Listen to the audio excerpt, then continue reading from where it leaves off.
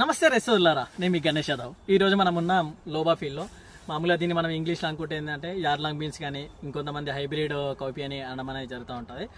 ఇక్కడ మీరు చూసుకొచ్చి ఏంటంటే ఈ బీన్స్ అనేది మనకి ఏంటంటే ఈ నార్మల్ బీన్స్ కన్నా లైక్ రీప్లేస్మెంట్ అన్నట్టు. అంటే ఆ బీన్స్ రాని టైంలో దీనికి వచ్చినప్పుడు దీనికి రేట్ ఉండడము.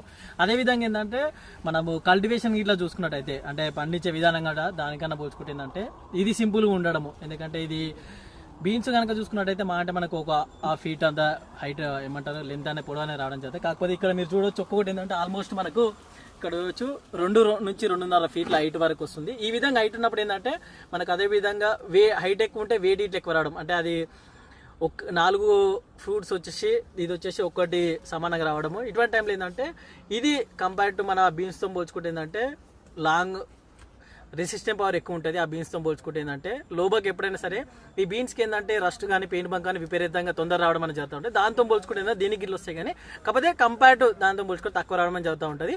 ఈజీ హార్వెస్టింగ్ ఇట్లా ఈజీ ఉంటుంది. దాంతోపాటు వెయిట్ గిట్ ఎక్కువ రావడము.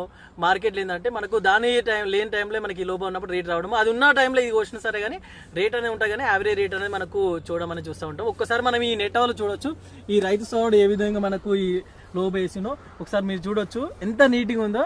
ఇదే ఫీల్డ్ మనం బయట వేసినప్పుడు ఏంటంటే ఇదే టైంకి ఏంటంటే ఇప్పుడు ప్రజెంట్ ఇది నవంబర్ మంత్ కాబట్టి రస్ట్ అనేది చాలా విపరీతంగా రావడం జరుగుతూ ఉంటుంది. కాకపోతే ఇక్కడ మీరు చూడొచ్చు ఏంటంటే రస్ట్ తెగులు చాలా తక్కువ ఉండడము. రస్ట్ అంటే తుప్పు తెగులు అంటూ ఉంటాం తెలుగులో, తుప్పు తెగులు తక్కువ ఉండడము.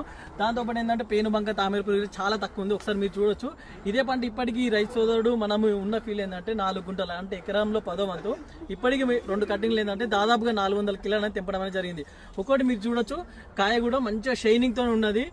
మనం బయట వేసినప్పుడు ఏంటంటే ఇది ఈ మంచుకు అనేది కాయకు కొంచెం డ్యామేజ్ అవ్వడము, వంకర్లు అధికంగా రావడం చూస్తూ ఉంటాం. మీరు ఇక్కడ ఇట్లా కాయలు చూడొచ్చు నీట్గా ఉండడం అనేది చూస్తూ ఉన్నాము.